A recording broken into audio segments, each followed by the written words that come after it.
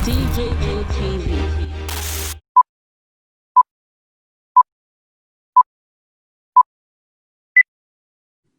Good evening, sir. It's good to have you on, sir. Thank you very much. Your Excellency, we'll now quickly go into the matter. A lot of people want to hear from you. So many things are happening around Nigeria. We already know. We are part of the process. But today, a big news is coming out of Nigeria, from Edo State. Unfortunately, it is not a very good news. And people are very disenchanted. They want to hear your voice. We'll be feeling the pulse of the people. Your Excellency, Governor Obaseki, what is happening, sir?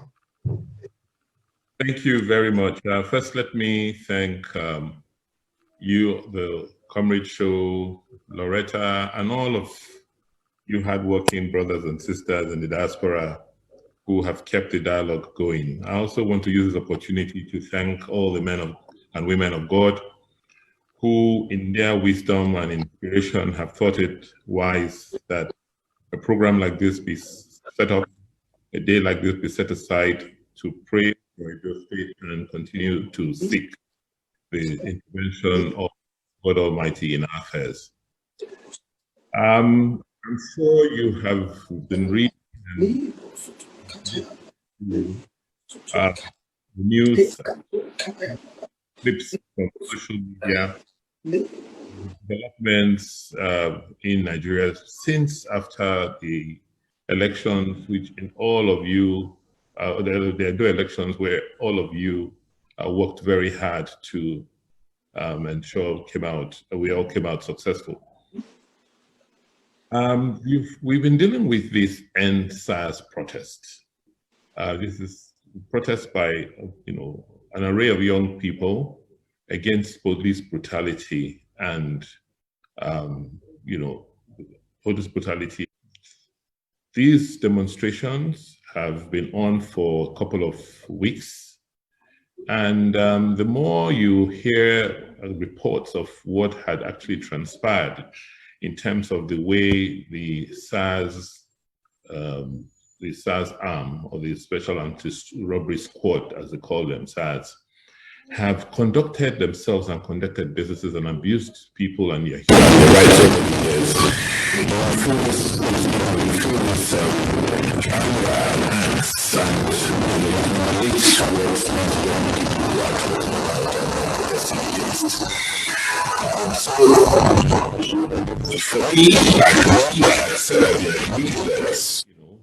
Something very, very wrong had gone on for close up to a decade in the country. And therefore, the protests were calling, on the authorities to undertake fundamental reforms in the police as a whole, and also bring those people who have perpetrated these crimes to justice. I believe is justified, and I still believe so. So also in a democracy, I believe that the Constitution also offers individuals the right to protest, to complain, when they feel affected. So we, as a person and as a government, we have nothing against the anti-SARS protest. And by the way, most of them have been well organized.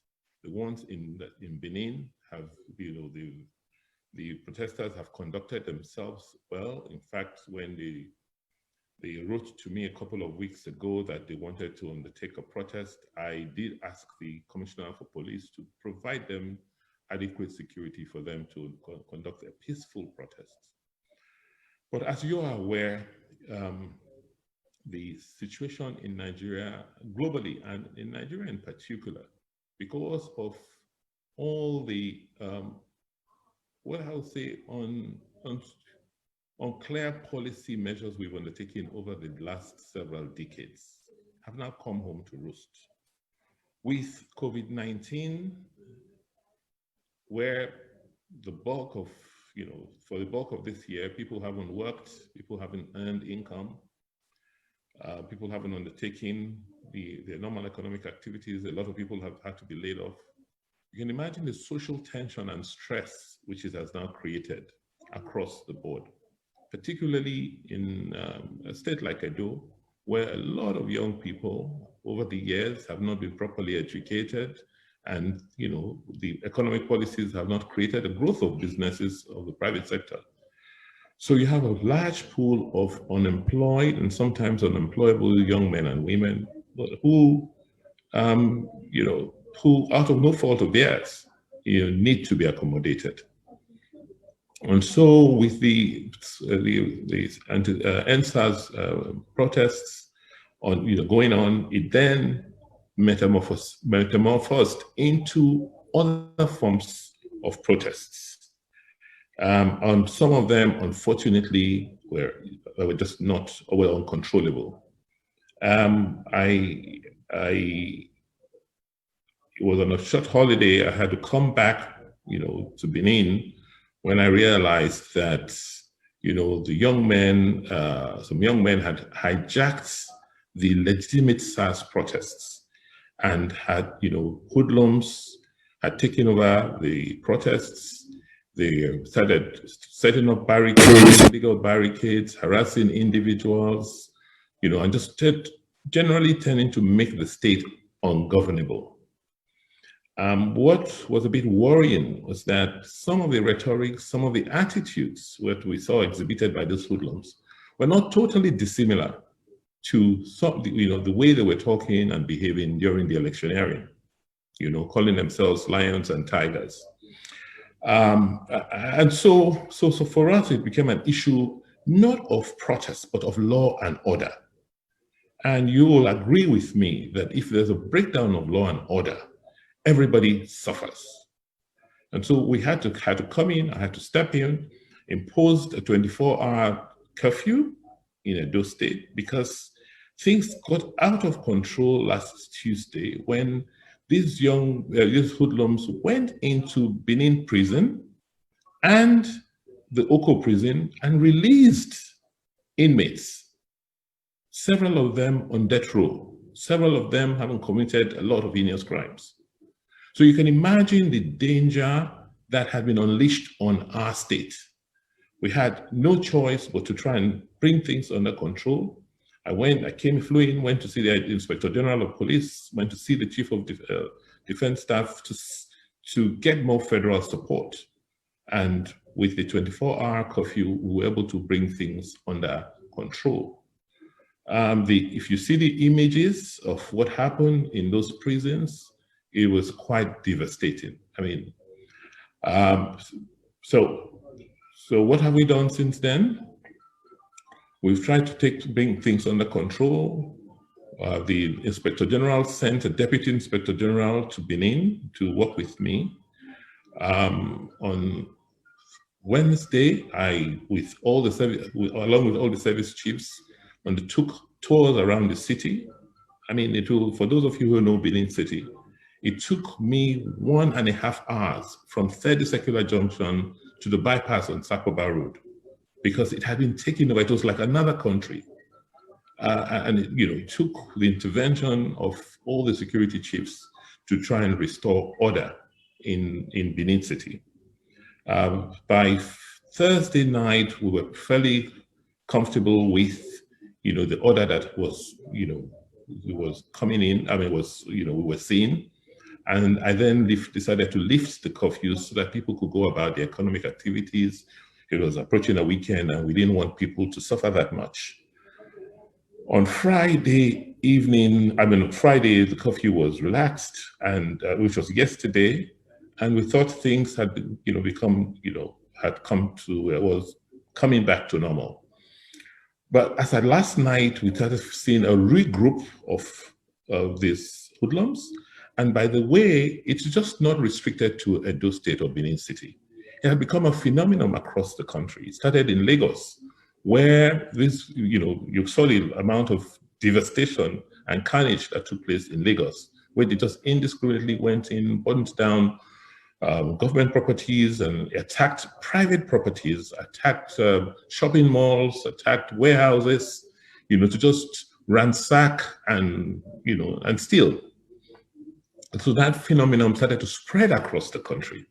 And it got to Benin this morning, where they went in, gathered themselves, went into our medical store's warehouse. This is a warehouse on Horror Road, where we store medical, medicaments, drugs, vaccines for immunization of people, of children. And we also used the opportunity to store some of the palliative materials there and the reserve palliative materials. And, contrary to what is being spread out, what's being propagated on the internet, these were more like the reserve palliatives from what we had been distributing over the last 4 months. Because over the last 4 months, we've received from COVID, from our own purse, from individuals and private organizations, total items totaling 1.1 million items. We've distributed about 1.19 million items. We've distributed about 1.112 of those items. And what we had, which was just like reserves, was about 7,300 of such items left. We had a whole range of items like rice, gari, noodles, spaghetti, sugar, beans, these were all a combination of all the items we distributed. But what was left, I think, was just about a few thousand cases of noodles and maybe 1 or 2 other items. So, just following the trend we're seeing across the country, they went in their hordes to take over, to first lay siege and then take over the warehouse and started looting their warehouse. First, we said, fine, if it's the food you want, let's give them the food items, if they were that staff, then all the food items were given to them. But they insisted on continuing to steal all the other items, the drugs with which we stock our hospitals. And it was really unfortunate that we tried not to use minimal force, tried to appeal, but you can tell that these were just hoodlums who were not interested in the progress of their society. They then went to another warehouse where we had kept the bulk of the palliatives we distributed. Unfortunately for them, all the items in that other warehouse had been fully distributed. Also, there was nothing left in the other warehouse. But unfortunately, that was a compound contained warehouses for other private organizations, people selling electronics. And then these young men went out and continued to pilfer and loot. Our worry was, if we allowed that situation to continue, you see, like we saw in Calabar today, they've started moving moving into homes to harass, and we cannot allow such the total breakdown of law and order. And so this evening, I'm pleased to inform you that the security chiefs under my control undertook a counter-offensive. We were able to dispel the crowd. We've arrested quite a few of them. They're making useful statements as I speak in the police headquarters. And we pray that, this will bring some calmness into the state. And but I want, and hopefully restore some order. I want to tell you that first, it's a national phenomenon. It's not restricted to Edo, but that in the case of Edo, it took a very unfortunate turn because criminal elements. Criminal elements, and we found that some of them have been here. Were brought in for the purposes of elections and were given arms, and they have not been demobilized. And so such people were the core actors in going into the jails to release inmates and perpetuate the crimes they've been committing across the city. I know tonight is a prayer session. I just won't want to take too much of your time. I spent about 10 or 12 minutes trying to explain, the immediate causes of immediate crisis situation at home. But to say that for me, it was not unexpected. I had always predicted that this was going to be some of the post-COVID fallouts. COVID has put every nation, every state to test. And for states that were already weak, for states where the state systems and institutions were faltering, they will receive, huge brunt of the fallout of COVID-19, and that's what we're seeing here. I don't expect it to, blow away quickly, but that in itself is a challenge, and calls on us, particularly me, to ensure that we push harder in terms of fulfilling our electioneering promises, ensuring that we continue to invest in the economy, we want to grow the economy, we want to give opportunities to young people to live productive lives. These are all challenges of development, and I can assure you that as governor, with God on our side, this too will pass. Thank you very much.